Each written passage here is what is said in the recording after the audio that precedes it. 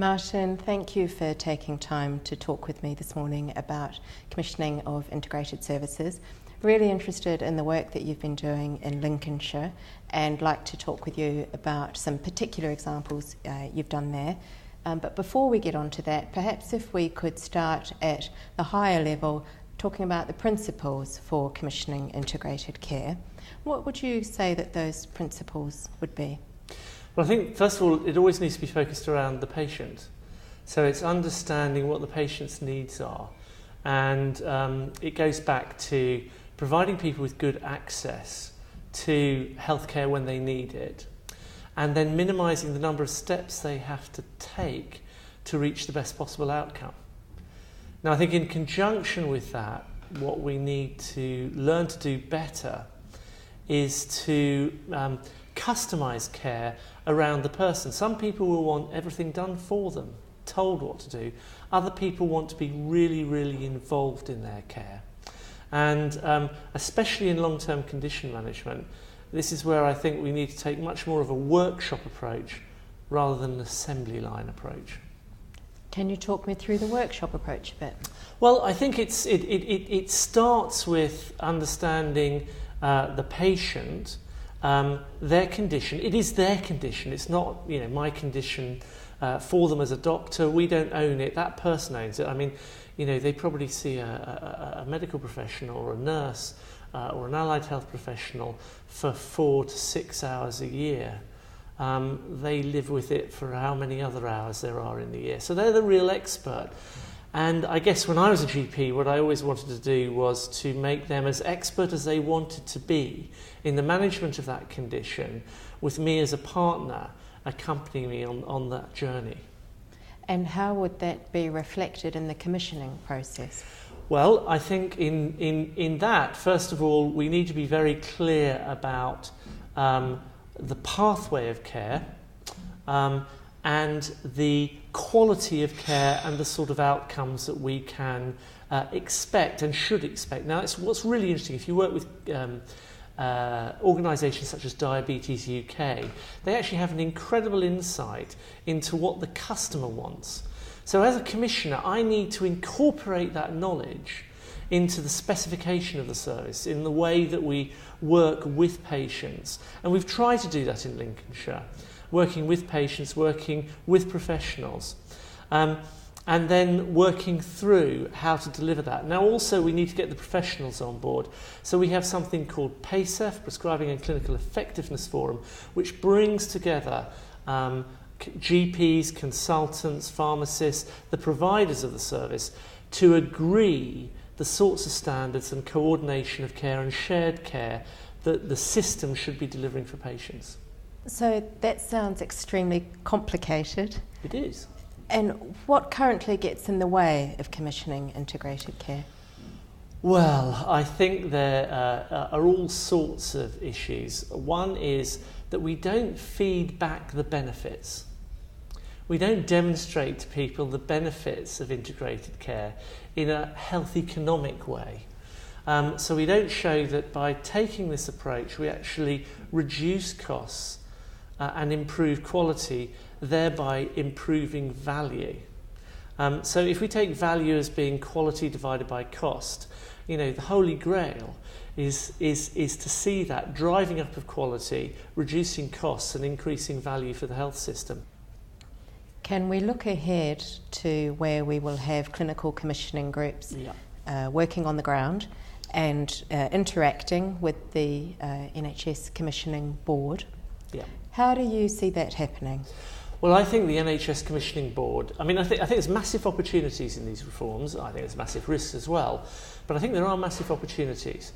And the NHS Commissioning Board, I think, has a great opportunity to really set a framework, a clear what the NHS should be delivering, and clearly define what is expected, what outcomes we want, and some of the proxies for outcomes.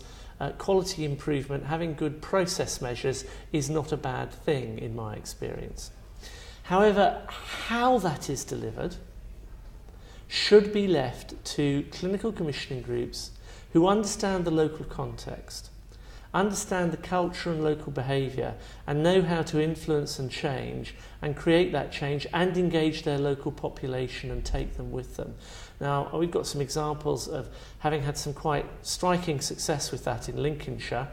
And also, I think the NHS Commissioning Board has to support failure. Talk to me about that. That's a really big challenge. Well, having recently read Tim Harford's book Adapt, I think you can see that actually making mistakes and getting things wrong is one of the best ways of learning how to get things right. But too often when people make a mistake, we punish them for it and quite severely and penalise them, and don't actually give them time to recover and learn from their mistake and make things a lot better. So I think there will be mistakes made, and so long as people don't repeat those mistakes, because I don't think that's acceptable, but people have learned and adapted and make things better, then that's a really good thing. So I'd like to say on the record that I've made some mistakes and I've learned from all of them, and I'm not going to tell you what they were. You've also had some tremendous successes in Lincolnshire. Can you talk me through some examples of commissioning of integrated services? Yeah, I think one of the most interesting areas we've worked on is around Louth County Hospital, which a few years ago was a bone of contention. The GPs locally and local people thought it was being pared away as a very small local DGH.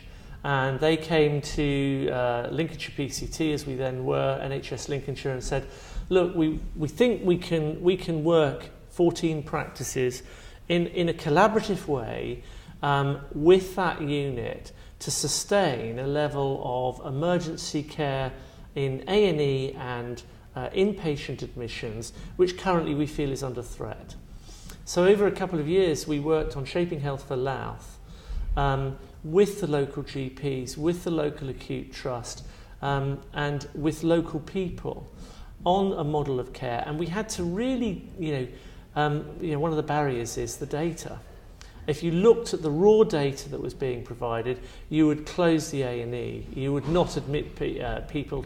But if you actually got clinicians to look at the reasons why people were being admitted, just rather than the coding, look at the real notes, as we did, and a heroic amount of work was done by local clinicians, we found that actually our estimate was over 85% of the work currently done there could be done by local GPs working with community services to provide the same service that the acute trust was providing.